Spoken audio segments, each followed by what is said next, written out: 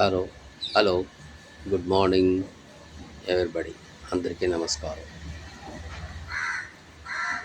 ఈరోజు ఒక రెండు విషయాలు మీతో చెప్దాం అనుకుంటున్నాను. ఒకటి, first point, Jagan Reddy ED కేసుల్లో ఒక కేసు కోర్టు 853 కోట్లు అనుకుంటా సంథింగ్ రిలీజ్ చేయమని ఆర్డర్ పాస్ చేసిందట. First point. రెండోది, అమరావతికి వెళ్ళిన వైసీపీ నాయకుల్ని, కార్యకర్తల్ని కోడిగుడ్లతో కొట్టి తరివేశారు. ఆ అమరావతి చుట్టుపక్కల గ్రామాల ప్రజలు. రెండు న్యూస్లు. ఒకటి పాజిటివ్, ఎవరికి?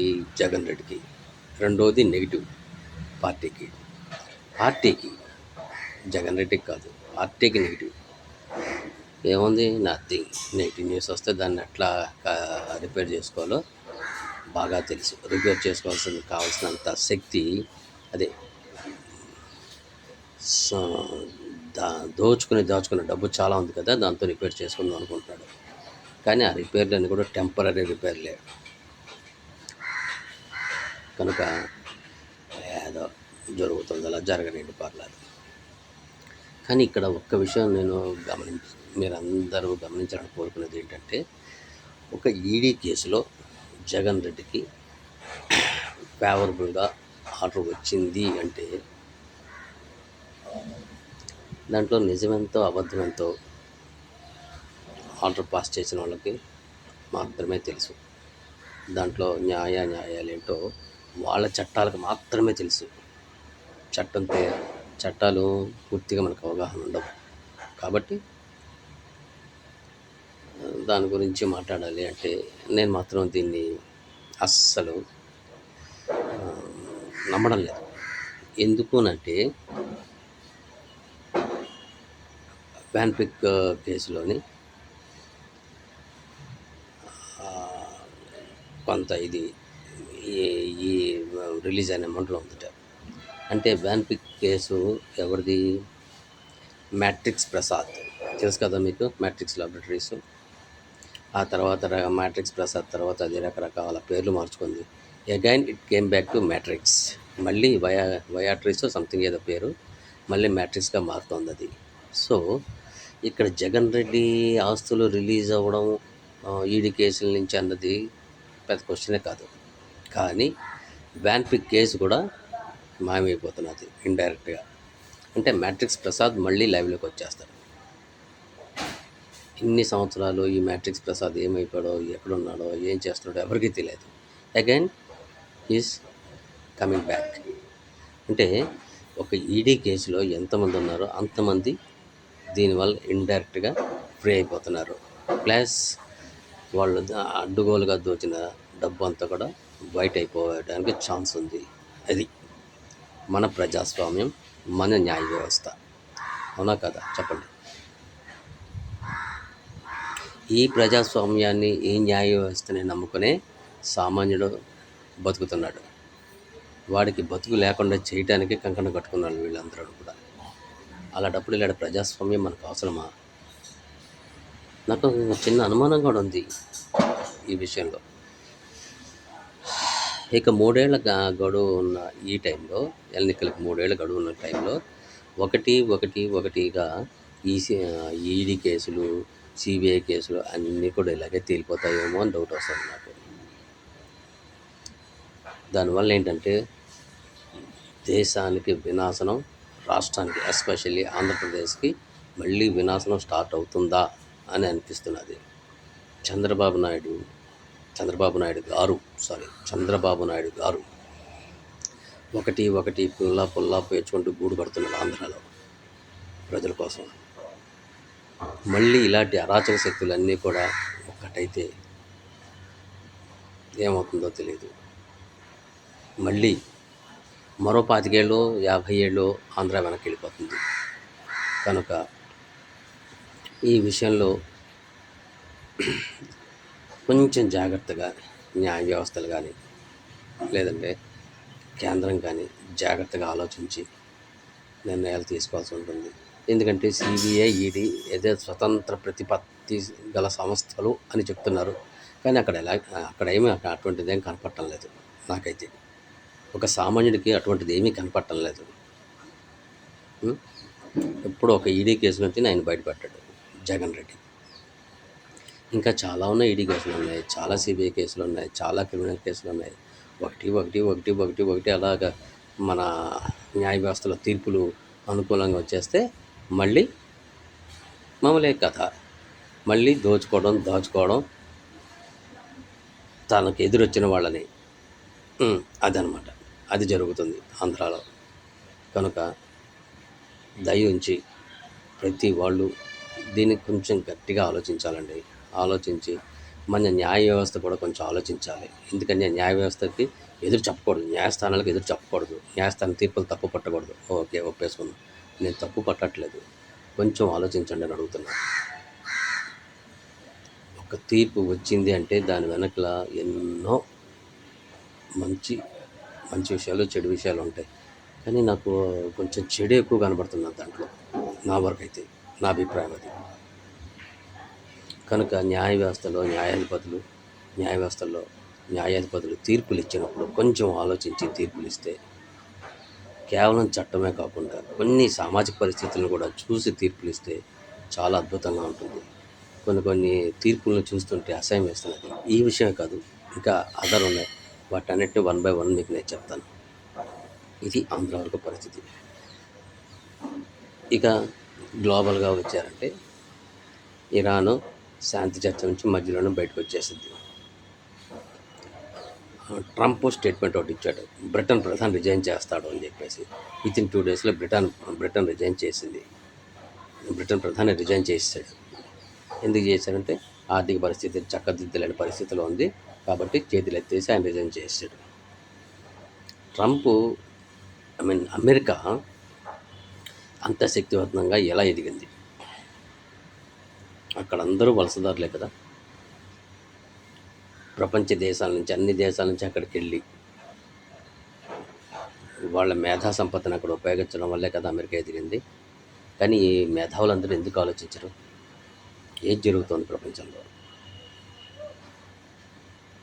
ఎందుకు ఆలోచించరు ఈ విషయం? ఏం జరుగుతుంది ప్రపంచంలో? ఒక్క దేశం ప్రపంచం మొత్తాన్ని శాసిస్తున్నది అంటే ఆలోచించాలి మనం. మేధావులు ఆలోచించాలి. ఒక్క దేశం ప్రపంచం మొత్తాన్ని శాసిస్తున్నది అంటే అది ఎంత నియంతృత్వ పోకడలతో పోతుంది. నియంతృత్వ పోకడలు అవన్నీ కూడా ఖచ్చితంగా. ఇప్పుడు అలా కనపడకపోవచ్చు, అంతర్లీనంగా జరుగుతుంది అది. ఒక్కసారి అది బయటపడిందంటే ఆ నియంతృత్వం, ఇక ప్రపంచాన్ని కాపాడే వాళ్ళు ఎవరు ఉండరు. మళ్ళీ ప్రపంచ యుద్ధాలు, మళ్ళీ ఉద్యమాలు, మళ్ళీ ఇవన్నీ మొదలవుతాయి. సామాన్య జీవితానికి జీవితాన్ని అతలాకుతలం చేయడానికి ఎన్ని రకాలుగా ప్రయత్నాలు జరుగుతున్నాయో అన్నీ జరుగుతున్నాయి. సామాన్యుని మనశ్శాంతిగా మాత్రం వీళ్ళు బతకనియట్లేదు. ఈ బ్లడీ పాలిటిక్స్ ఈ పాలిటిక్స్ సామాన్యుని మనశ్శాంతిగా బతకనట్లేదు. వాడికి 100 రూపాయలు ఇంక్రిమెంట్ వచ్చిందంటే ఇక్కడ మార్కెట్లో 1000 రూపాయలు ఖర్చు పెరుగుతున్నది. ఇంకెలా బతుకుతాడు సామాన్యుడు? ఫర్ ఎగ్జాంపుల్ నేను చెప్తున్నా, మన ఆంధ్రాలో పొగాకు రైతులు కొంతమంది ఆందోళన చేశారంట, మాకు గిట్టుబాటు ధర రావటం లేదు అని. ఈ విషయం కొంచెం అందరూ కూడా ఆలోచించండి. పొగాకు రైతులు గిట్టుబాటు ధర రావటం లేదు అని చెప్పేసి ఆందోళన చేస్తున్నారట. నిజమే, వాళ్ళ ఆందోళన వాళ్ళకు ఉంటుంది. సార్, ఒక్క విషయం మీరు అందరూ కూడా గమనించండి. ఓ ఫార్మా కంపెనీ ఉంది, అదేదో ప్రయోగాలు చేసి అన్నీ చేసి వాళ్ళు DRDA ద్వారా ఏవో పరిశోధనలు చేసి ఒక మెడిసిన్ బయటికి తీసుకొచ్చిన తర్వాత దాని ధర అదే నిర్ణయించుకుంటుంది. ఏది? సదరు కంపెనీయే నిర్ణయించుకుంటుంది. అలాగే ఇతర కంపెనీలు కూడా వాళ్ళు తయారు చేసిన వస్తువుకి, వాళ్ళు కనిపెట్టిన వస్తువుకి ధర వాళ్ళే నిర్ణయించుకుంటారు. అలాంటప్పుడు 6 కాలం శ్రమించి పంట పండించిన రైతుకి ఎందుకు ఆ నిర్ణయాధికారం ఉండదు? ఎక్కడ జరుగుతుంది వ్యవస్థల లోపం? వరి ఉంది, వరి పండిస్తున్నారు రైతులు. వాడి ధాన్యానికి వాడు ధర నిర్ణయించుకునే అధికారం వాడికి ఎందుకు లేదు? ఎక్కడ లోపం ఉంది? మధ్యలో దళారీల లోపమా, ప్రభుత్వ వ్యవస్థల లోపమా? వాడికి మాత్రం సంవత్సరానికి మేము ఇంత ఇస్తున్నాం, సంవత్సరానికి అంత ఇస్తున్నాం, ఉన్న పంట నష్టానికి ఎంత ఇస్తున్నాం అని చెప్తున్నారు. అది కాదు ఇవ్వాల్సింది. వాడికి నిర్ణయాధికారం ఇవ్వండి. వాడు పండించిన పంటకి వాడే రేటు నిర్ణయించుకొని వాడే మార్కెట్లో అమ్మాలి. మార్కెట్లో వాడు చెప్పిన రేటే నిలబడాలి. నిలబడితే అప్పుడు రైతుకి ఉపయోగం జరిగినట్టు. మన జిఎస్టీ ఉంది కదా, సోకాల్డ్ జిఎస్టీలోని పెట్రోలు డీజిల్ చేర్చరు, కేంద్రం చేర్చదు. కానీ ఈ పొగాకు ఉత్పత్తుల మీద 40% జిఎస్టీ చేస్తుంది. 40%కి పెంచేసింది జిఎస్టీని. అంటే అక్కడ కేంద్రము బాగుపడుతున్నది, ఇన్కమ్ పెరిగి. ప్లస్ ఆ పొగాకు ఉత్పత్తులను తయారు చేస్తున్న కంపెనీలు లైక్ దట్ ఐటీసీ సంథింగ్ ఉన్నాయి కదా, అవి బాగుపడుతున్నాయి. కానీ పొగాకు పండించిన రైతుకు మాత్రం గిట్టుబాటు ధర రావటం లేదు. ఎక్కడుంది లోపం? విజ్ఞులైన వాళ్ళు కొంచెం ఆలోచించండి. ఉత్పత్తి చేస్తున్న రైతుకి, పండిస్తున్న రైతుకి గిట్టుబాటు ధర లేదు. కానీ మధ్యలో వాటిని ప్రొడక్ట్స్ని తయారు చేస్తున్న రా మెటీరియల్ తీసుకుని ప్రొడక్ట్ తయారు చేస్తున్న కంపెనీ అది రేట్లో నిర్ణయించుకుంటుంది. First point. రెండోది, కేంద్రం దాని మీద జిఎస్టీలన్నీ మార్చేస్తుంది ఇష్టం వచ్చినట్టు. నాట్ ఓన్లీ పొగాకండి, మిగతా విషయాలు కూడా అన్ని విషయాలు కూడా ఆలోచించండి. ఇప్పుడు 5 రూపాయలు సిగరెట్ 20 రూపాయలు అయిందండి. కాల్చేవాడు మానేస్తున్నాడా? మానేడు. సో అక్కడ ఆ సిగరెట్ తయారు చేసిన కంపెనీకి ఎటువంటి నష్టమో లేదు, వాటి లాభాలు పెరుగుతూనే ఉంటాయి. వాటి మీద జిఎస్టీ పెంచిన కేంద్రానికి ఇన్కమ్ పెరుగుతూనే ఉంటుంది. కానీ పండించిన వాడు అయిపోయాడు, వాడికి అప్పుడు 10 రూపాయలు ఇస్తున్నారు, ఇప్పుడు 10 రూపాయలు వేస్తున్నారు పండించిన పంటకి. ఇది మారాలి. ఒక పొగాకే అని కాదు, మిగతా అన్ని ధాన్యాల విషయాల్లో కూడా. ఒక రైతు పండించే పంటకి వాడు మాత్రమే రేటు నిర్ణయించుకోవాలి. అది కూడా హేతుబద్ధంగా రైతు నిర్ణయించుకోవాలి. వాడు 6 గాలం వాడి ఇంట్లో పిల్లలు బిడ్డలు అందరూ కూడా ఆ పొలం మీదే బతుకుతారు, ఆ పొలంలోనే పనిచేస్తారు వాళ్ళు. ఆ పంట చేతి వచ్చిన తర్వాత వాడికి అమ్ముకునే గిట్టుబాటు ధర రానప్పుడు వాడు ఎక్కడ దాన్ని చేసుకోగలడు? వచ్చిన అందిన కాడికి అమ్మేసి వచ్చింది జేబులో వేసుకొని. ఈ మధ్యలో అప్పులు ఇస్తారు చూసారా కొంతమంది బడా వ్యక్తులు ఊళ్ళల్లోనే, వాళ్ళ పీడింపులకు గురైపోయి వాళ్ళకి వడ్డీలు కడుతూ వాడి జీవితాన్ని అలా దిగనాసిపోతూనే ఉంది రైతు పరిస్థితి. రైతుకు ఎవ్వరూ మేలు చేయలేకపోతున్నారు. రైతుకు ఎవరు కరెక్ట్ అయినా ఇది ఇవ్వలేకపోతున్నారు, మంచి దారి చూపించలేకపోతున్నారు. ప్రకృతి వైపరీత్యాలు వస్తూనే ఉంటాయి, వాటిని ఎవ్వరూ అడ్డుకోలేరు. నో బడీ కెన్ వాటిని ఎవ్వరూ అడ్డుకోలేరు. వాటి నుంచి కొంచెం ఉపశమనం వాళ్ళకి ఇస్తున్నారు, సంతోషంగా.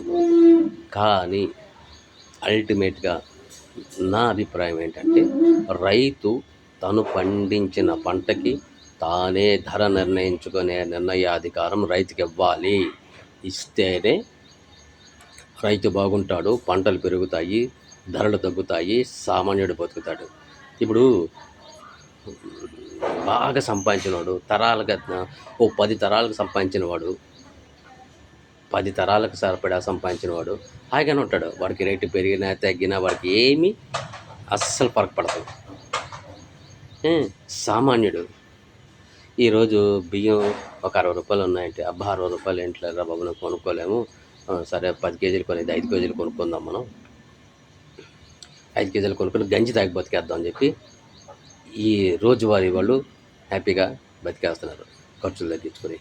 కానీ ఈ మధ్యలో ఈ మధ్య తరగతి ఉంది చూసారా, వాడు అట్లాగా రిచ్ పీపుల్ లాగా లగ్జరీగా ఖర్చు పెట్టుకోలేడు. ఎందుకంటే వాడికి వచ్చే ఆదాయం తక్కువ, రోజుకి ధరలు చూస్తే పెరుగుతున్నాయి, అలాగని ఖర్చులు తగ్గించుకోలేడు. అలాగని ఏదో రోజువారీ కూలి చేసుకున్న బతికేవాళ్ళగా బతకలేకపోతున్నాడు. కానీ ప్రభుత్వాలు నిలబడుతున్నాయి అంటే ఈ మధ్య తరగతాడు వాడి ఓట్లే కీలకం. వాడికి న్యాయం జరగటం లేదు, మధ్యతరగతి వాడికి న్యాయం జరగటం లేదు, పండించిన పంటకి రైతుకు న్యాయం జరగటం లేదు. ఏంటిది ఇది? ఏంటి వ్యవస్థ ఏంటి అసలు? మధ్యలో దళారులు, రాజకీయ నాయకులు, ఏ, వ్యాపారస్తులు బాగుపడుతున్నారు. జీఎస్టీ అంటున్నారు. ఒక్కసారి దేశం మొత్తం మీద సర్వే చేస్తే ఈ జీఎస్టీ పే చేసేవాళ్ళు మహా ఉంటే ఒక 20% ఉంటారు. మిగతా 80% కూడా ఎక్కడ మీకు రిజిస్ట్రేషన్ కనపడదు, జీఎస్టీ రిజిస్ట్రేషన్స్ కనపడదు, ఏది కనపడదు. వాడి లాభం ఎంతో, వాడి నష్టం ఎంతో, వాడి వ్యాపారం ఎంతో ఎవరికీ తెలియదు. ఇది జీఎస్టీ ఉపయోగం. జీఎస్టీలో నాకు ఈ నష్టం కనపడింది. లాభాలు ఉంటే ఉండొచ్చు దాని విషయం. కేంద్రానికి ఎంత అన్ని చోట్ల అందరికీ కూడా ఒకే రేటు ఉంటుంది అంటున్నారు. కానీ ఉండదే అలాగా. పెట్రోల్ ఆంధ్రాలో ఒక రేటు, కర్ణాటకలో ఒక రేటు, ఇక్కడ ఇదో రేటు. మరి దాన్ని జీఎస్టీలో ఎందుకు తీసుకోరు? పెట్రోల్ని, డీజిల్ని తీసుకుని అంతా ఒక రేటు పెట్టవచ్చు కదా. అక్కడ కేంద్రానికి ఆదాయం తగ్గిపోతుంది. కేంద్ర పన్నులు ఎక్కువ ఉన్నాయి పెట్రోల్, డీజిల్లో. దానికి తగ్గట్టుగా రాష్ట్రాలు కూడా వాయిస్తున్నాయి. ఆ పన్ను, ఈ పన్ను, వ్యాటు, అది ఇది అని చెప్పేసి మొత్తం మీద వెహికల్ ఉపయోగిస్తున్న ప్రతి వాడిని నెట్టివేరు చేస్తున్నారు. ఇప్పుడు కమర్షియల్ వెహికల్స్ ఉన్నాయి. వాళ్ళు ఏమంటారు? పెట్రోల్ పెరిగిపోయిందండి, డీజిల్ పెరిగిపోయిందండి, మాకు ఇది సరిపోదండి, ఇప్పుడు ఇచ్చారు 5,000 ఇస్తున్నారు, సార్ 10,000 ఇవ్వండి అంటారు. ఇచ్చేవాడు ఎవడు? అల్టిమేట్గా వినియోగదారుడే కదా. అంటే వినియోగదారుని ముంచేస్తున్నారు. మళ్ళీ ఎక్కడ చూసినా, ఏ షాపులో చూసినా కస్టమరే మా దేవుడు, దేవుడిని ఒంగోబెడుతున్నారు అందరూ కలిపి. ఇది ఫైనల్గా నేను చెప్పే మాట. విజ్ఞానం వాళ్ళు ఒక్కసారి ఆలోచించండి.